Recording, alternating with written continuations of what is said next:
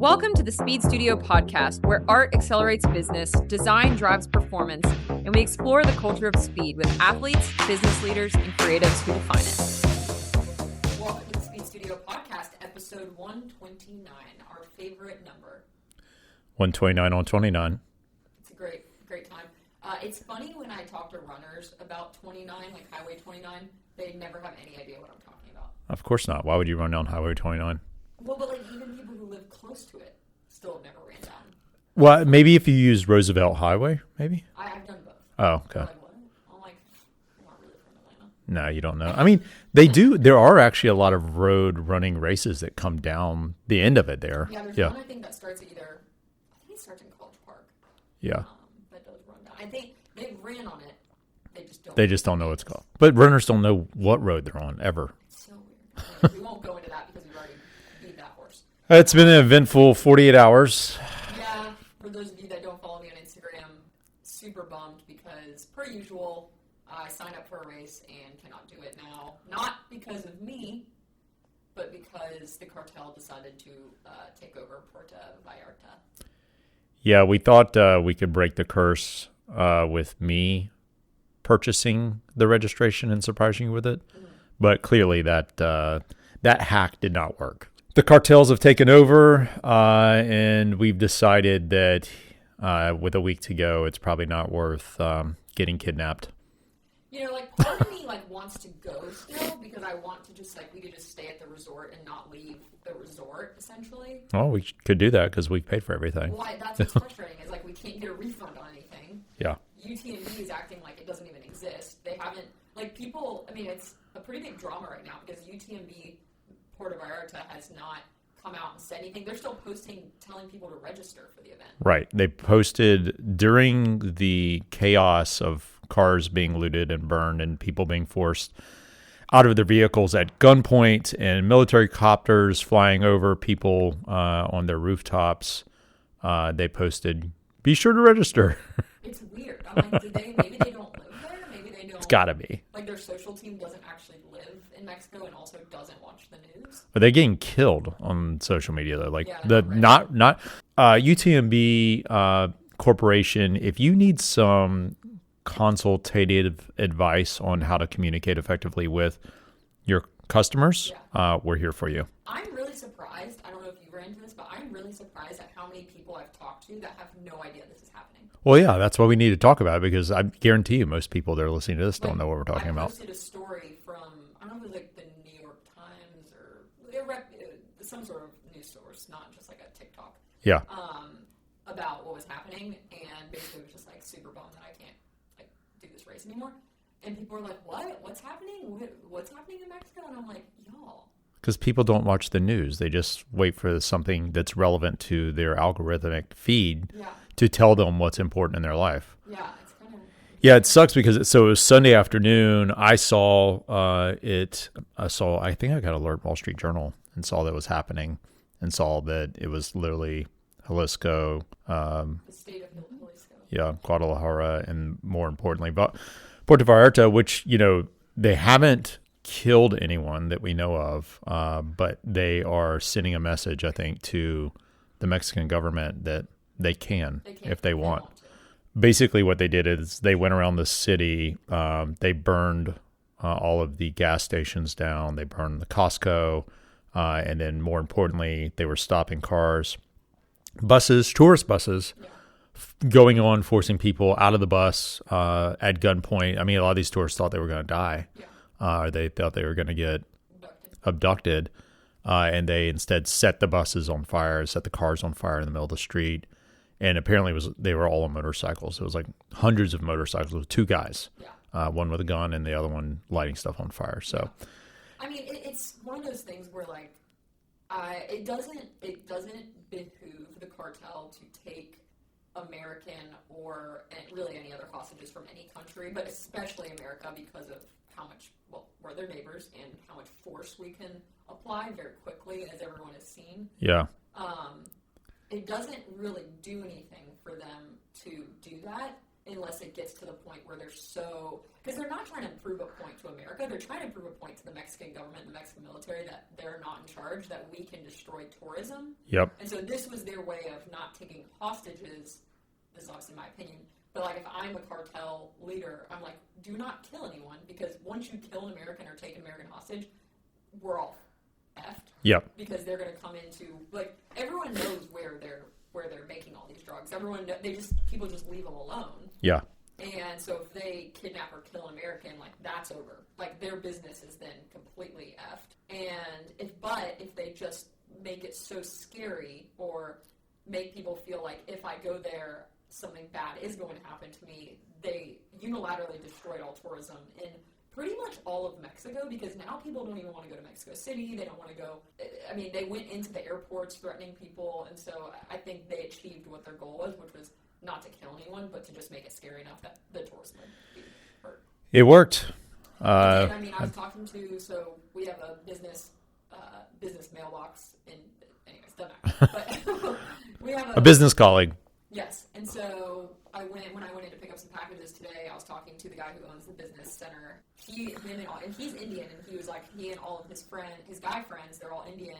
He was like, we were going to go to Puerto Vallarta, and he's like, and I've always kind of had this like idea that if I go somewhere, I'm not really seen as American, so it's safer for me and my friends. We're seen as Indian, and like people don't really target us as much. Which I'm like, okay, I guess. Not that these are your words, but he was basically like, but yeah, you definitely should not go. Yeah. And because I talked to him about running all the time, and I was like, it's more the taking off from downtown where all this is happening and running into the forest of Jalisco for 5 hours, pretty much alone, because in trail races, like, you're never guaranteed that you're going to have people around you. Like, a lot of times, you are alone for a good majority of the race. And the thought of being alone in the forest for 5 hours where there's potential cartel activity. American woman. Yeah. I don't know. It's like one of those things where, it's not worth it. And I think about Ed. So Ed Byers, who was our previous guest, Navy SEAL, a lot of the reason we lose military men and women in these special operations is because Americans like me go do some dumb shit. Exactly. Like run through a forest where we know there's cartel and we know there's activity, and then we do get abducted, and they're the ones that have to come save our ass. And usually someone that they die. I mean, that was the fact scenario that led to the circumstances of Ed getting granted the Medal of Honor. Yeah. It was an American doctor, right? It was an American doctor who basically thought, like, nothing's going to happen to me. I'm going to go into a war zone and provide medical care, and then his own doctors that he was over there with actually betrayed him and gave him to the Taliban. Yeah. And so it's just stuff like that. I don't know why. Like, I never thought about that before. But now I think about it so much. I'm like, I don't want to be that reason that like, someone has to come in and save me and they get killed. Yeah. So, Ed, we listened. I know you're listening. We're not going to the cartel war zone to run a trail race. And he's never said, like, oh, you shouldn't do something. I don't know. It's more of just like a personal thing where I'm like, it seems really risky. But UTMB just putting their head in the sand like this for now, I mean, we're talking about a solid 48 hours, going over 48 hours is really crazy. I guess we'll follow up next week and see what they do. But I just, everything I read on Reddit on the UTMB board, is that what you call it? Just people think that they're going to reschedule it. Like, there's just no way they can have this race 1 week after the cartels declare war on Puerto Vallarta. Like, there's just no way. Yeah, I mean, not if they want foreigners to come. How could the government even allow that? You couldn't even think about the local government couldn't be like, okay, yeah, let's now have an event with thousands of people. Yeah.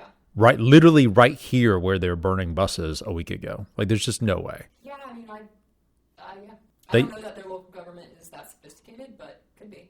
I think the risk they're smart enough to know the risk is high. Yeah. So UTMB, you need to communicate big time. Yeah, it's just weird. You would think. Doesn't matter. But so that's the update on that. I'm very bummed, but there's some other options. And it was your birthday, so we got to figure that out. Yeah, I'm really not, because like honestly, I trained really hard for this. Yeah. And I trained like really smart for it. So I'm frustrated because I feel like for the first time going into a race, I'm not injured. Yep. I have not. Didn't get sick. Didn't get sick. Like, Yep. I have been so careful, and I've really been like running all of my long runs by myself in the woods to prepare for the fact that I probably have to run this thing by myself in the woods, because a lot of that's like mental, like to keep going. So I'm kind of, I'm really sad. I mean, we've got some options you've been looking at, right? Yeah, they're just not that exciting. The one in California isn't exciting. I mean, it's in Sacramento. Shout out to Cole. I mean, I'm sure it's beautiful. The only upside is we could go to wine country after, like drive over to Sonoma. What are the other options you've looked at? That's kind of the only option. That is the only option in the U.S. in the near future. That's in April.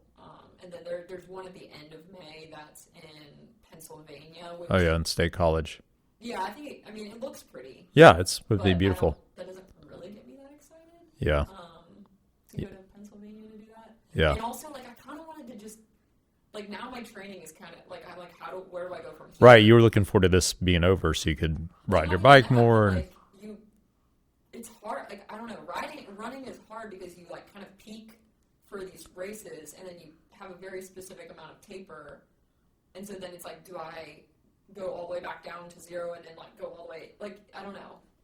To me it's a little. Sounds like a question for AI, for your AI coach. Yeah. No, I'm sure I'll figure it out, but we'll figure it out. We'll have an update on the next episode on what we're doing for Nikki's birthday and what replacement event there will be. I'm just going to identify as a different birthday from now on out. We have a long history of bad things happening around Nikki's birthday, And your birthday. And my birthday, both of us. So, yeah, maybe we should flip birthdays. Just trade birthdays. Yeah. But I like a March birthday. I don't want a September birthday. Oh, okay. I don't want to be a Libra. So, I don't want to be a Libra. so do you just want to pick another day in March? What's the alternative here? I asked ChatGPT if there was any day in March that bad stuff hasn't happened before historically, and it was definitely not the 13th. It was no, there's billions of people on this planet. Something bad happens every day, you idiot. Isn't the Ides of March? Isn't that the 13th? No idea. Oh, beware of the Ides of March. Julius Caesar, William Shakespeare. Yeah. I'm sure someone can get back to me on that. Yeah. Okay, well, in more positive news, the Olympics are over, and how did America? Because you were following it a little bit closer than me. How did America stack up from a medal perspective? Second in Norway in both total and golds.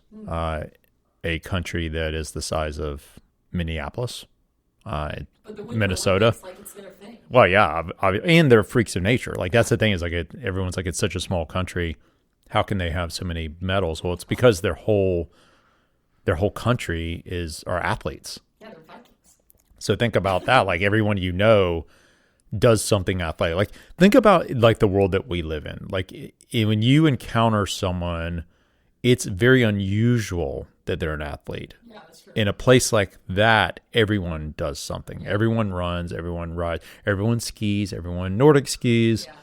Yeah. So I my hat's off to them. Them in Sweden did great too. Italy did awesome. Italy, I think, was third or fourth. Wow. But it's typically with a home team does really well. Yeah. But they did well in events that they weren't even anticipating. So what was your favorite of the whole thing? Do you have any? Definitely watching Alysa Liu win gold was... Yeah, it was pretty cool. I always like figure skating. You know what's funny is I normally watch it a lot closer. For some reason this year I just didn't watch it as much. I don't know. It was harder to watch. Oh, is that it? Yeah. Because I feel like in the past I turn on the TV and it's just on the TV. Well, there's two things, and I've seen a lot of folks talking about that. With cutting the cord, people just don't have NBC anymore. Mm-hmm. So it used to just be on NBC, you would turn on a cable and it's there. Yeah.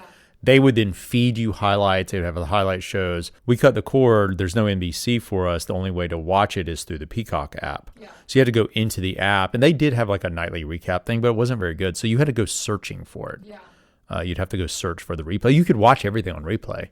But that bit of friction, I think, led to a lot fewer people watching the main events, like the figure skating. Well, and I don't know if it's our TV or if it's the Peacock app, but it's so slow. I think it's our TV. Oh, okay. It drives me insane. Up and I threw the remote at the TV Yeah. Because the TV here in the studio with the Peacock app is totally fine. It's for some reason, I don't know what's going on with the TV at home. But I agree. It's infuriating. So, yeah, I think the figure skating... Her story was what was awesome. Yeah, her story was amazing. I mean, the comeback, doing it her way.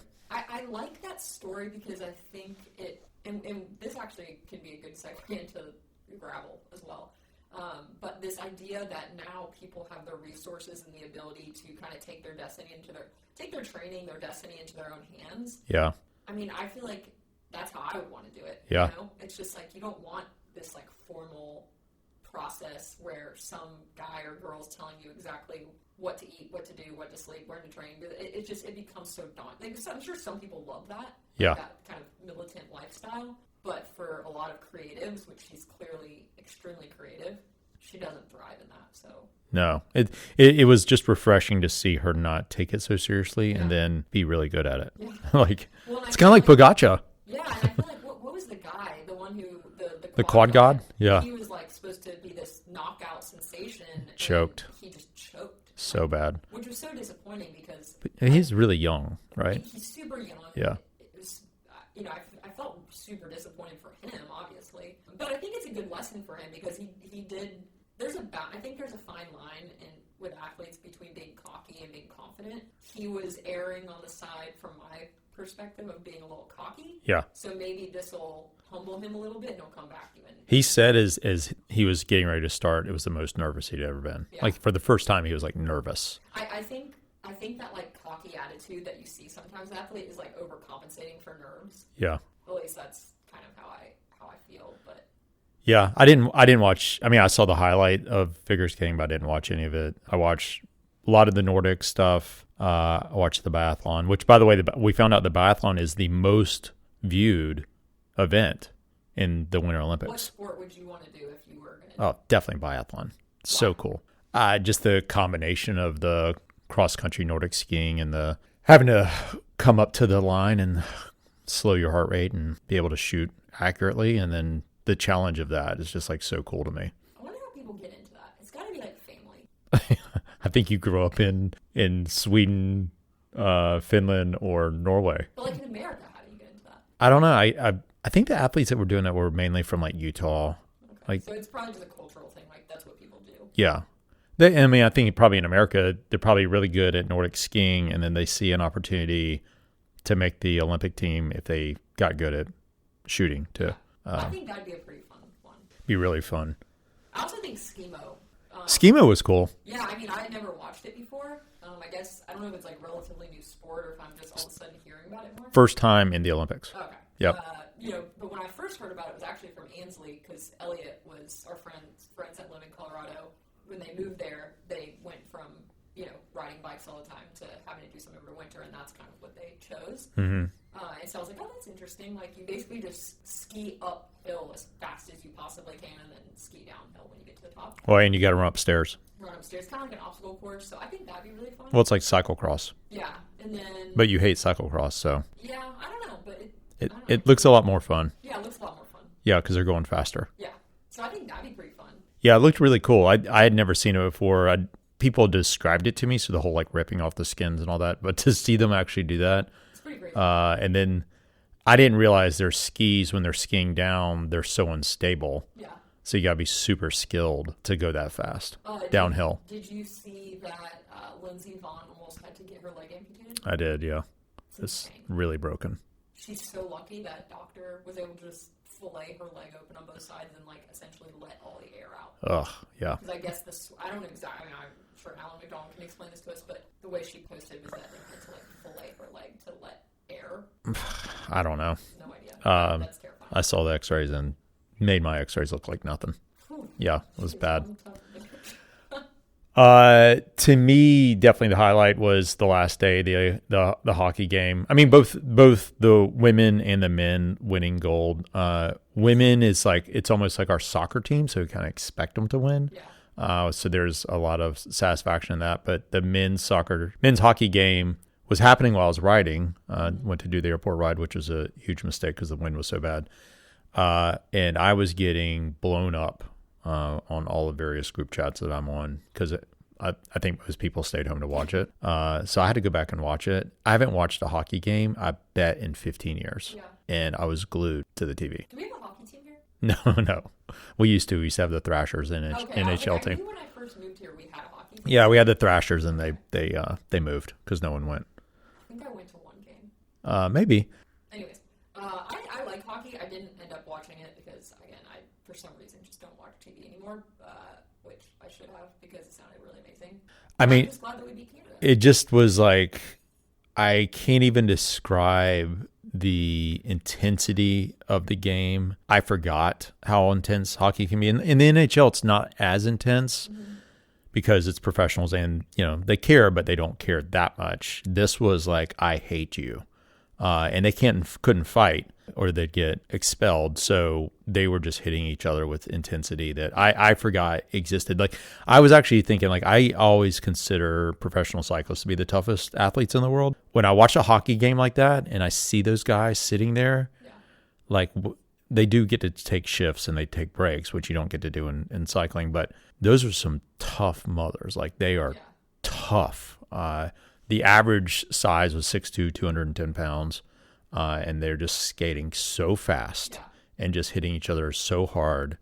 It was pretty incredible. And then, I don't know if you saw, but the first goal, this kid literally flipped the hockey puck in the air, carried it in the air, and went by two guys. Is the most, like, when we talk about cyclists with skill, the hand-eye coordination. It was crazy. It was insane. Like, even the announcer was like, I cannot believe he just did that. And then to win in overtime. Now, did I tell you there were two brothers, two sets of brothers? Yeah, you did.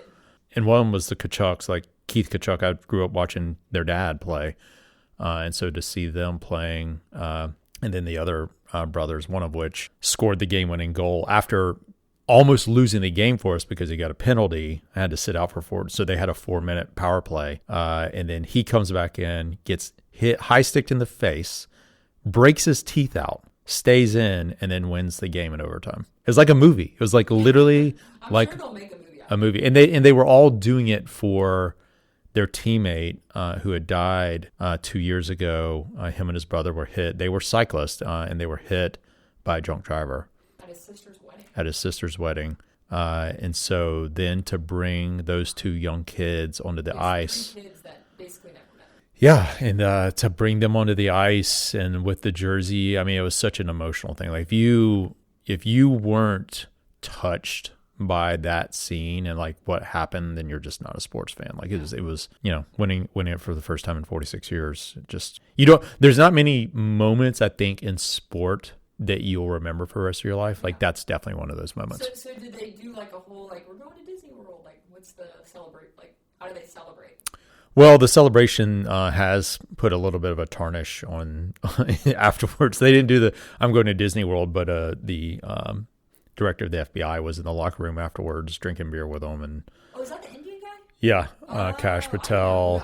He's such an annoying loser. And yeah, so some people are criticizing them for that, but it's like, it's not like those guys can be like, oh no, don't let the director so he's just a big fan of hockey. Yeah, he was there. Yeah. And so was Tom Brady, and so was, so many other celebrities. The president called him on the, Zoom, and like everyone's criticizing them for that. But that's not something I think these kids can, that they choose to or not. It reminded me of just like, they talked about the brotherhood of what they accomplished together. Like, those guys will be connected forever, forever and ever and ever connected. And like, you don't get to do that often in life. Like, you don't get to accomplish something together. At different scales, it's, it means different things, but there are opportunities for everyone to accomplish stuff as a team. Mm-hmm. Obviously that's at the highest level, but just remind you of how special that feeling is.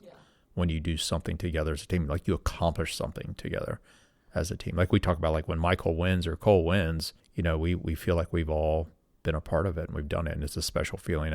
It's sad to me that I think a lot of people miss that. That was like the epitome of it. Yeah, I think about that a lot with runners because as cyclists, when you race, it's actually, I guess in women's cycling it's a little bit more common, but most amateur cycling road races, you go with a team. Yep. And so you make, even if you're like the most amateur, even when we were Cat 5s, Yeah. we still had a plan. Yeah. We loved like sitting down. We would do team camp. We'd go to dinner the night before. We'd sit down and talk about our plan. We'd talk about who's feeling good, who's not.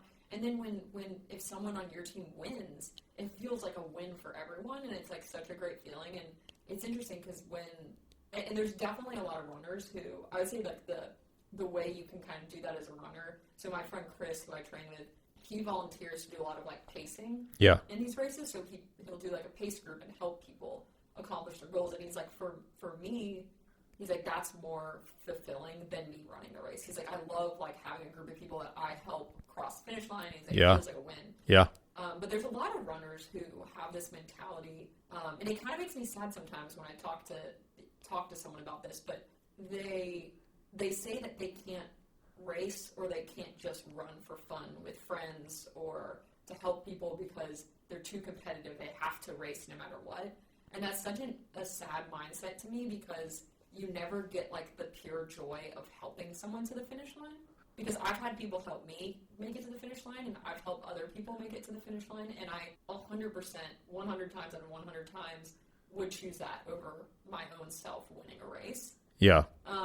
So it's an interesting mentality, and sometimes I just want to be like, but have you tried helping someone else get to the finish line or like as a team?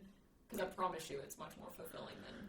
I think when people say that, I think they are afraid of being judged. I think they don't want to lose, and they're afraid of being judged. But like, they're not winning. Yeah. Well, no, I know. They're just crossing a line. Well, that's the judgment thing. They think everyone's watching. Yeah. And what they need to realize is no one's watching. Yeah. Well, hopefully, if they watched anything in the Olympics, they'll see that part of the joy of doing anything competitive is actually, like you said, performing. I mean, people celebrated, second and third place like they just won something, and I would even recommend going back and watching that game, like put it on the background or something. It reminds you of like what team sport's supposed to be. Yeah. It was that incredible. And I've watched a lot of team sports. Yeah. Speaking of teams, we had a really great conversation with our friend Cole Townsend, who was on the podcast a couple months ago. He's doing an article about kind of like the professionalism of gravel, and I feel like we've talked about this. Of trail. Of gravel and trail racing. And the parallels between those two things. It got us thinking about how... Well, we talked to Cole because he's writing this article about how trail running is about 5 years behind gravel racing, and how there's always this internal debate when things change about becoming more professional. Is that good or bad for the sport? And so he was asking us about our take on, what happened with gravel racing. And I've thought about this a lot. I mean, it's the natural evolution of any sport. Like when we started doing gravel races, they're primarily amateur events. There were some people that were really good at them, but they were mass start events. There weren't people making a living doing these. And, they're it was completely unsupported. Completely unsupported. And then what happened is the bike industry realized that there was a whole segment there that could really support an industry that was struggling, because mountain bikers only mountain bike and road racers only ride on the road. So all of a sudden we've got a new segment where you can bring both of those different groups into this new segment, create a whole new segment, create a whole new bike, all new equipment, and it's been a windfall for the industry. And some would say it even helped save the industry, especially through COVID. So that then attracts money, and then the stakes get higher, and then it provides an opportunity for it to become more professional. And they're not all mass starts anymore. There's professional waves, and then there's the mass start, but it's still a mass start. And every sport that's ever existed has gone through this. It's inevitable. You can't fight it. Exactly. Like there's no sport that you can say it started as professional. The Tour de France was amateurs when they started. John Naismith, when he created basketball, there weren't any professionals. Same thing with football and every other sport. Baseball is the same thing. So it's just the nature of it. And I think the people that I see criticizing it, they're just not competitive. They don't like the competitive nature of it, but you don't have to compete. You don't have to. You start with the mass start. Right. And then you can say, well, but now, lifetime events are $300 to register and it used to be $50. Well, you know what? There's a local gravel race near you that I guarantee you is $50, and you can do that. And there's actually one in Atlanta this weekend. And honestly, get it. Things are expensive. But at the end of the day, like, the amount of money it takes to put on these races is insane. Yeah. I mean, these companies are barely breaking even. Like Lifetime Fitness is not making massive amounts of money with Lifetime gravel events. It's less than 5% of their total revenue. Exactly. So it's one of those things where it's more of a marketing thing. It's more of a, I mean, I think, candidly, it's a personal passion thing for a lot of the executives. You can go back and listen to our episode with Chemo. Yeah, Chemo, great guy. But yeah, I mean, it is what it is. Like, because also, if the same people that complain about the price of it would be the same people that would complain if the course was dangerous, if there was no no protective rolling start, if there was, like, they'd be the same people if there was no signs. They'd complain, oh, well, I got lost. If there was cars on the road and not a rolling enclosure, they'd complain about that. So it's like, well, you either want these things that make it safer, which is what costs money, or you don't. Or it's about the experience. Like, it's a great experience to go to Steamboat and have this giant event, and Amy and the team put on something that makes you feel like I'm part of something special here, versus a local gravel race is great. And I love a local gravel race, but it doesn't feel that way. Yeah, exactly. And it requires money to do that. And also, like, this is, if you're flying from anywhere out to Steamboat to do, which anyone that's done that, it is a pain in the ass to get to Steamboat. If you're flying into somewhere in Colorado or wherever and then driving to Steamboat, that's your vacation. Yeah. And so it should be a good experience. So it should be a good experience. And do you go, like, my thing is, like, do you go to a ski resort and complain when they charge you a fee to go on the gondola or whatever it's called, like the ski lift? Yeah. I'm sure there's people that do complain, but no, I mean, it is what it is. Like, it costs money to go on vacation. I just look at it as it's just the cost of going on vacation and having a good experience. Yeah.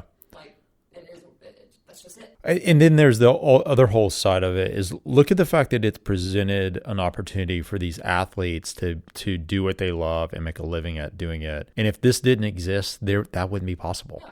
Like, they wouldn't be in the world tour or, on a pro continental team. They wouldn't be able to support themselves and live a lifestyle that is still not amazing, but it's it's what they want to do, and it presents them with the opportunity to do it. So what's your solution?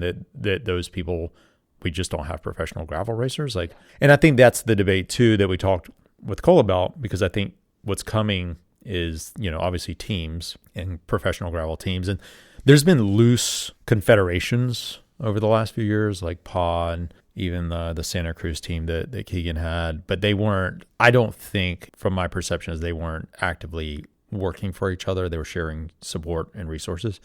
Now you've got, I think for the first time, you've got Specialized Off-Road Racing. They are a team. They are clearly working for each other. We saw Matt Beers working for Mads at Centevi. That's just another part of the evolution. And you just got to accept that. And I can tell you right now, the pros, they're totally in support of that, because it brings more professionalism, which again brings them more opportunity. So they're not against it. The one thing though that we did talk about, I think that's unique to gravel racing, and will also, I think, have to be at top of mind for trail racing, is the access that these events have to professionals. And so when you elevate this idea of a team, all of a sudden, if they start acting like road teams, and you go to the event, you go to Steamboat, and you never see them other than when they're on the start line or on the podium, that becomes a much different experience, because a lot of the success of gravel, in my mind, is the fact that the average Joe can go and ride next to Keegan. Well, and this is going to, like, I think that's what will make gravel teams successful or not. Because if I'm running a gravel program, which we are, I'm not giving Cole and Michael the opportunity to stay an hour off campus to go to sleep as early as possible and not have to talk to anyone, even though I'm sure that's what they would, maybe not Michael, but no. I'm sure that's what they would prefer. Michael would. I would say, you know what, that's part of this business is interacting with fans. Yeah. So you're going to go and you're going to be at the expo and you're going to interact with fans. Go to the shakeout rides. You're going to go to the shakeout rides. This is not going to kill your opportunity at performance. And I would say from a marketing perspective, like, these teams are going to have to really think about that, because as soon as you take everyone off campus and they're not accessible anymore, I think your program is out the window. Yeah.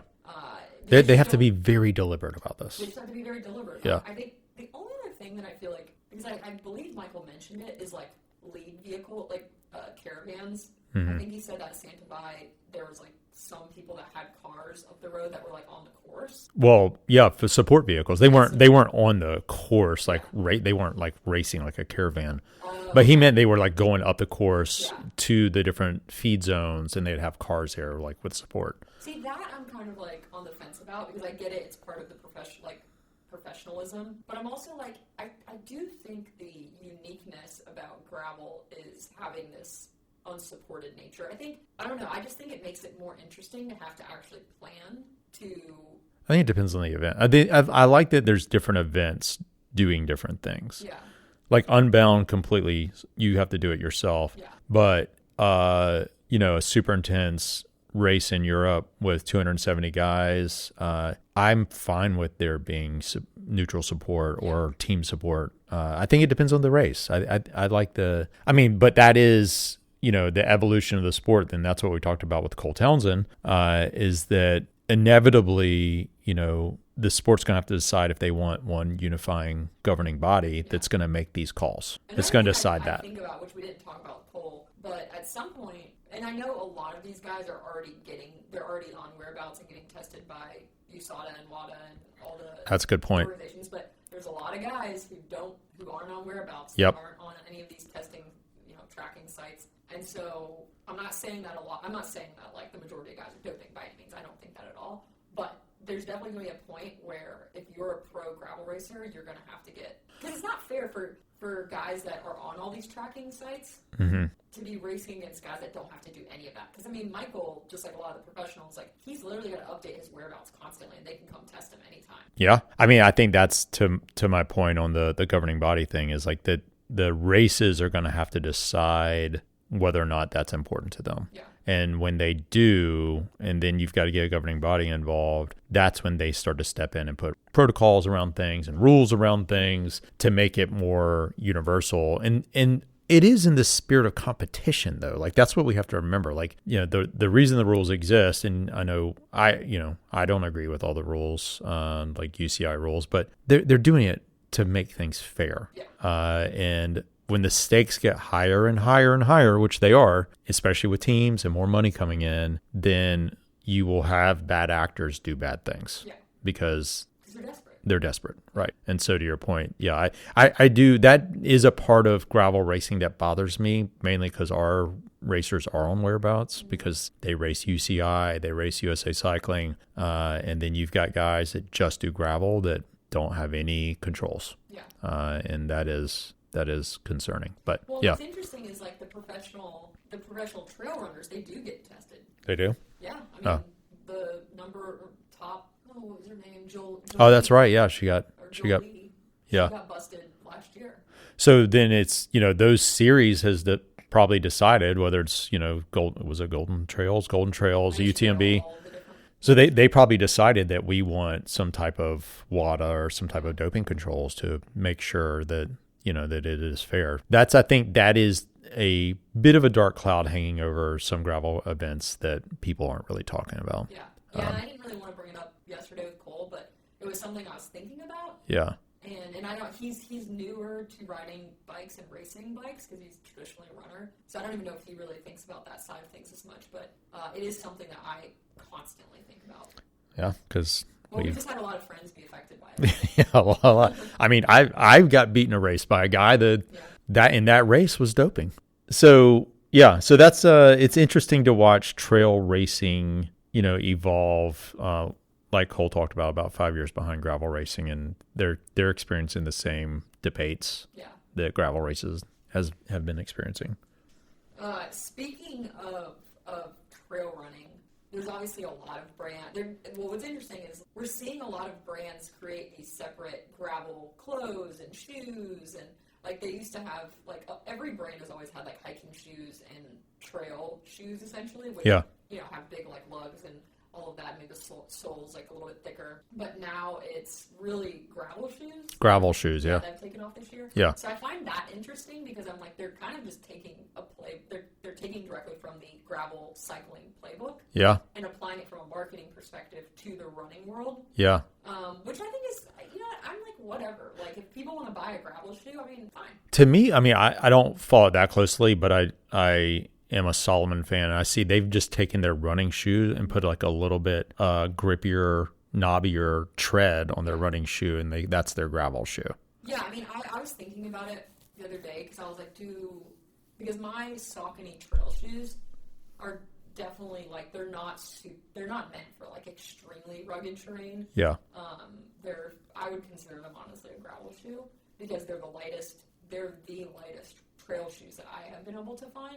And do you think gravel is considered like basically what we have at the Active Oval in Piedmont Park? Is that like the gravel that they're talking about? No, that's you run with your road shoes. Okay. No, well, then what's gravel? I would say gravel is what I did in Nimblewell.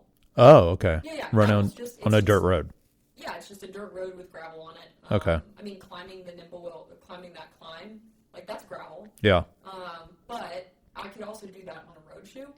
Yeah. The difference is I think the biggest difference with road shoes that I've experienced with gravel, because someone was like, oh, can't you just do that on your road shoe, is that a lot of road shoes are just not as stable. And so if I were to put on my Saucony racing shoes, I'd twist an ankle if I tried to. Right. Because it's just not stable. But you can buy a really stable road shoe and do gravel. It's not difficult. Now, if going up to like Kennesaw, where there's a lot of like really big rocks that you have to climb over, like there's a lot of granite, I would not want to be in a road shoe trying to run across granite because if it was slightly wet or sandy, you're done. Yeah, you're done. Yeah. What about grassel? Grassel? Mm-hmm. Like gravel with grass? Yeah. You ever heard of this? No. That's like the joke. Like the next thing in cycling is grassel. Did you see that grassel over there? Like riding your bike on grass. Oh, interesting. Isn't that just called cyclocross? I think so. Yeah. Yeah, I don't know. I think it's smart. I think it's fine. And then we had a lot of drama with this co-founder of Satisfy. I don't know if anyone saw it except for some random people that like to post on Reddit. I didn't even see it. You saw it. Yeah. But I only saw it because of Cole. He went crazy on Instagram about Currently Running copying him or copying their designs. Well, he started sending a DM to the founder of Currently Running, told him that he was a parasite and that he had no original ideas, and they reminded him of that shitty brand from New York, referring to Bandit. And he then screenshotted his own messages. And I'll give it to the Currently Running guy. He just said, hi, Dave, or whatever, hi, Pierre. Whatever his name is, he just said hi and didn't respond anymore. So it was just this guy going off on him, like on his own, unilateral. Is he French? Yeah. So he's probably having to do this through like a translator app, which makes it even funnier. He speaks English. Oh, okay. And then he screenshotted it and he put it on his social. People are crazy. I don't know. I mean, that's what we were talking about. I was like, this is clearly a guy that lives in his own echo chamber and is obviously extremely creative, but just assumes everyone will agree with him. Yeah. When in my mind, he damaged the brand by doing that. Yeah, I don't think that they had a huge brand following anyways, so I don't know that. Satisfy? Who buys Satisfy? We talked about that. Rich guys in New York and Paris. Do and you think rich guys in New York and Paris, because they don't even make stuff for women, it's literally just for men, and you buy unisex stuff. But do you think that these rich guys care that this kook went off? Well, what we said is they probably don't care, but the people that are on the fringe that think about possibly buying, I mean, you bought a shirt, would think about possibly buying something, that now puts them off. Yeah. Like, he doesn't realize that just because you make a cool brand and articles and products, that your brand also isn't attached to you and how you interact and behave with the world. Yeah. And it is a lot, especially if you make yourself the face of the brand. Yeah. And I just think acting that way. Do they have investors? I'm sure they do. Because all I kept thinking about is like, we've seen this happen with a lot of female founders. Yeah. And I will say it's kind of crazy to me how fast people turn on female founders that do this thing and how they don't really like. Yeah, it becomes news. It becomes it's literally news. Like, it's in Fast Company. She sent one message to a girl and told her she sucks. Yeah. Fire her. And then they literally get fired. Yeah. Like they get removed from the company. Basically every millennial brand founded by a female that has happened to them. Yes. And I'm always kind of like, okay, that's crazy. Away, Outdoor Voices. It's happened to all of them. It's Yeah. insane. Yeah. But then with him, I'm like, no one's even really like, I don't think people care. I don't, it's like, it's just a weird double standard. Because I haven't seen anyone talking about it except for Cole. I think though there's such a niche brand that in a niche sport that's why. And I think also he has co-founders, I think, that stepped in and have been trying to like diffuse the situation. Yeah. But yeah, I mean, they're all copying each other, so I don't know why. Like, to me, it looks like he's copied Polymarket. Yeah. Like all of these running brands, like I even think Bandit. Or even think about this, or his whole thing around punk rock. Like, he tries to make things look punk rock. You're copying people that put work into creating that aesthetic in punk rock. Well, I think about like the shirts with the holes in it and like the fringe Moth at tech. the bottom and everything. Yeah. People have been doing that to t-shirts. Like think about band t-shirts. People have been cutting up their own band t-shirts for decades. Yeah. So you just did what everyone else was doing in like the 90s. Yeah, and ran in it. And then ran in it. Yeah. Like, and that's why I never bought anything again, because I actually found the quality was really shitty. Wow. Like, Yeah. the shorts, I think, have a lot of, like, they put a lot of effort into, like, the cut and sew of the short, like, the details in the shorts from, like, pockets and stuff. But the shirt that I got, I was like, this is a piece of shit. I haven't even, like, worn it again. Well, I guess he won't be coming on the pod anytime soon. Sorry. You can cut that out. I just think it's, like, you better have, like, the most stand-up product ever if you're going to talk a big game like that. If you're going to tell people to stop copying it, you better have, like, your It's got to be very unique. Yes. Yeah. Yeah, it better be Not just unique. from a price point, but how it looks and feels. Exactly. Yeah. Did you see that Ironman banned Meta glasses? I did. Do you remember in my predictions at the beginning of the year, I said that this idea of like the Meta glasses, this is going to be the year that they really infiltrate the sports world. And I do think there's a lot of opportunity for sports to take advantage of this. Like it could be really cool. But to me, Ironman being the first ones to ban it, it's going to be interesting to see what the UCI. To me, watching Ironman record something on my glasses would be like nailing a through my brain. I know for you and me, but for iron people, for triathletes, they would love to see, a pro turn on their glasses, during an event and post about like what. Think about the transition. Think about the point of view shot of a transition of a pro. So like that's pretty cool. Why are they banning it? They said it's for safety. They said they don't want them recording things during the event because it'd be unsafe. I mean, they are triathletes, inherently unsafe. But here's the thing: So I kind of get it. you don't even have to touch them. You can just say, "Hey, Meta." What if Joe Schmo is on his first Ironman and he's descending down Mount Oahu or whatever? Mount Oahu, okay. I just made that up. And he's like, Meta, watch me descend. And he just, like, literally crashes because he's talking to Meta the whole time. And then he causes, like, a massive pileup. I could totally see that. I mean, I don't think they have pileups, but I think an amateur, yeah. So why not just ban the amateurs from using it, I guess? Yeah, maybe some of the professionals are also bad biking. Yeah. Well, they definitely are. I just hope that they don't start a trend. I want to see Meta, I should say, I want to see onboard camera footage during the Tour de France. Like that is cool. Like they started putting the GoPros on the bikes a few years ago. That changed things. Mm-hmm.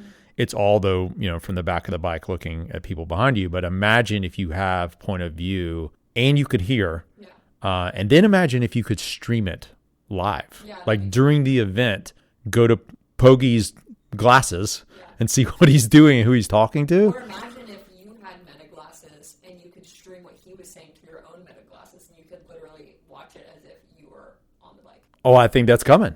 I think that, the virtual reality. I think 100% that's coming. So I hope the problem is the UCI is very anti-progress. I just hope this doesn't start a trend with them. At least we know the gravel races aren't going to do it. But I really hope that this doesn't start a trend. I would be really hesitant to even wear Meta glasses in a gravel race because have you seen Michael's glasses? Well, yeah, they get beat to hell. I mean, he loses a pair every other race. Yeah. Every race. Glasses every race. Yeah, but Oakley Meta doesn't care. Like they're giving them to these guys. They want them to use them. So anyway, I thought it was interesting. I hope that this doesn't start a trend. Okay, and so I think that's probably all we have from a sports perspective. Other than I did research Polymarket after our discussion last week with Michael. There is virtually no, I forgot how that, there's virtually no betting going on cycling other than predicting other than the Tour de France. Yeah. Like that is the only thing you can do.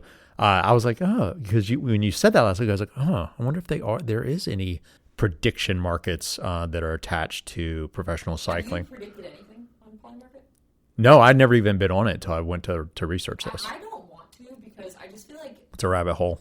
it's a rabbit hole. I mean, it can be very addictive, and I don't really want to spend my money on that. I agree. I think it could definitely be a rabbit hole. It could very be addictive. We don't have time. We're too deep into. I'm worried about. We're too deep into AI right now to get to go somewhere else. I am worried about this though because there's a reason gambling is illegal, and it's because it's ruined so many people's lives because it's so addictive.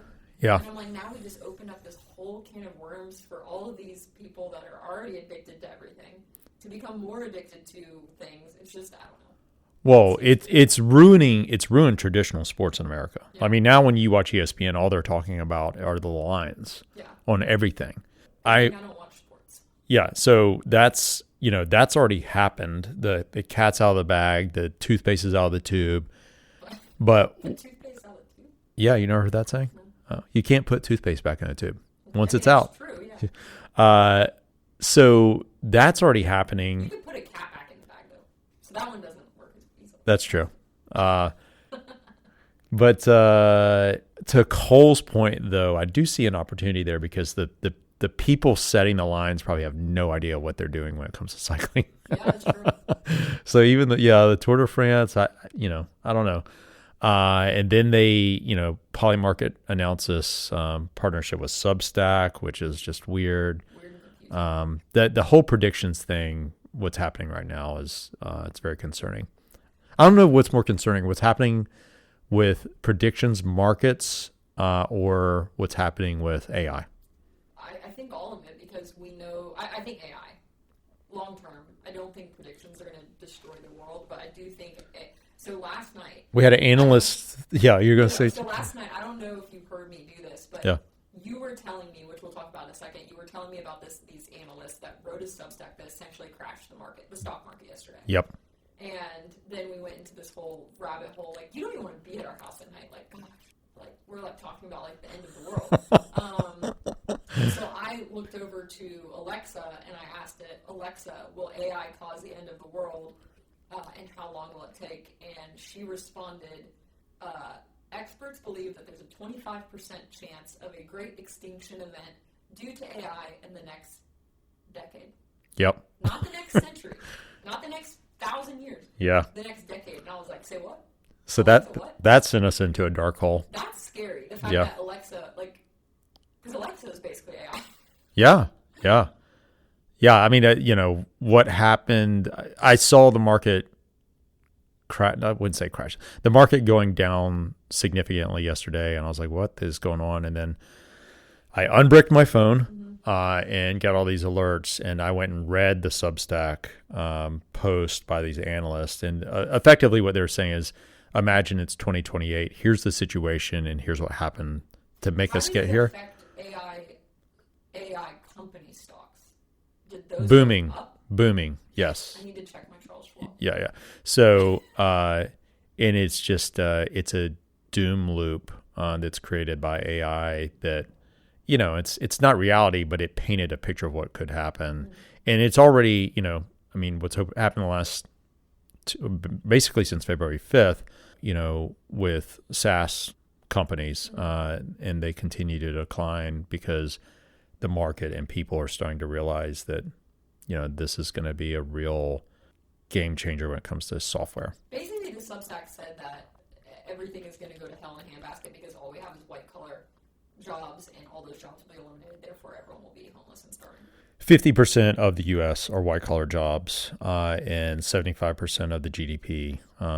Those are the consumers. The white-collar workers are the consumers that fuel the American economy, and if they lose their jobs, then there isn't a solution. I hope, though, that maybe it will force people into more agricultural type jobs again, and we can have, instead of like all of these like processed foods and everything, maybe people will take pride into like actually like farming and. Yes, and that's what a lot of the articles that come out today are talking about, is that this prediction, or quote, they wouldn't say prediction, this scenario wasn't taking into account those types of cultural shifts that can happen as a result of technology, which has happened for hundreds of years. And, they're looking at it through a very financial markets-driven lens. And so they're just not thinking about that. They're not thinking about what the Fed could do and policy changes, et cetera. So, it's back up. It's fine. But it just shows you how nervous people are about what's happening. And we're, we don't talk about on this podcast, but we're pretty deep into AI development, and seeing what it can do and what it's done even for our business has been every day as a shock. Yeah, and we're not talking about like, oh, I use ChatGPT to write an email, because I think that's how most people use it. No. Yeah. If y'all aren't figuring out how to use AI outside of write me an email, you're so far behind. I spend 90% of my time on the Claude Anthropic desktop. It's something that it's a tool that I never thought I would have in my life. Yeah. And it's incredible. It's truly incredible on what it can do and how it can operate my computer behind the scenes. But if you find that interesting, watch Begonia. Oh, yeah. We watched such a good movie. I don't want to say what it's about. Really Emma Stone. I don't want to say what it's about because I don't want to give anything away, but just Emma Stone is incredible. And what's the guy's Jesse, whatever I can't remember his name. Guy from Varsity Blues. He's been 100 things. Good. It's such a smart movie. It's so entertaining. The movie, it's so freaking good. And then more importantly, I finally got you to watch Forrest Gump. Yes, I had never watched Forrest Gump. She would reference Forrest Gump. Everyone references Forrest but had not seen Forrest Gump. Yeah. And you were blown away. Yeah, I haven't watched it probably since it came out in 1998. It still holds up. Yeah, I mean, it's amazing. I mean, I've obviously watched clips of it here and there, but growing up in Orlando, because, Universal Studios owns all the rights to it. Bubba Gump Shrimp. And so I didn't know where Bubba Gump Shrimp Coke came from. I didn't realize that was a whole part of the storyline. Yeah. So that was kind of funny. Yeah, no, it was really funny. It's impressive how well the movie holds up. Yeah, it's so good. Yeah. And then we just started a new show, His and Her. You haven't started it. I started it. You got to catch up. So at some point we'll give a review of that. But it is filmed in Dahlonega here in Georgia. So Place we go often. up in the mountains, basically close where my parents live. So far, it's really good. And I really like watching things that are filmed in Atlanta. Yeah. And also we see the main character. I mean, Begonia was also filmed in Atlanta. Part of it was. Parts of it were filmed in the UK. Parts of the city, all the city shots, it's all Atlanta. Yeah, all the outside shots. But His and Hers, what is the guy that plays Shane from The Walking Dead? John Bernthal. Yeah. He's in it. He's one of the main characters. And you've seen him walking down the belt line. I see him a lot walking down the belt line, and he's so good. Yeah, he's really good, and I'll catch up on that for sure. Yeah. So those are kind of our cultural hot takes from a movie show perspective. But you have to watch Begonia. I can't. And Knights of the Seven Kingdom. We watched the final of that last night. Yeah, that's really. I prefer weird things more so, but it is really good. It's a feel-good show in the Game of Thrones world. Can you explain to me though, like why? So it was Knights of the Seven Kingdoms, but why is it the nine? So he didn't know about the 9 kingdoms. I didn't understand that. I didn't understand that either. I mean, when he listed off all the kingdoms, there's more than 7, but they always say knights. I mean, they always said the 7 kingdoms. So maybe there's 2 that don't. Dorne was one that he didn't know about, but we know about it from watching. Game of Thrones. Yeah. So I'm wondering if, anyways, they're definitely, we need to research it. I'm sure all of the Game of Thrones like nerds will Reach out and let us know. Yeah, like tell us because I didn't really understand it, but all right. I think that's all we have to. That's a 101 we haven't had in a while. So everything in the kitchen sink. Yeah. Per usual. So have a great rest of your week, and we'll have updates next week on what we're gonna do with this UTMB deal. All right. All right. All right.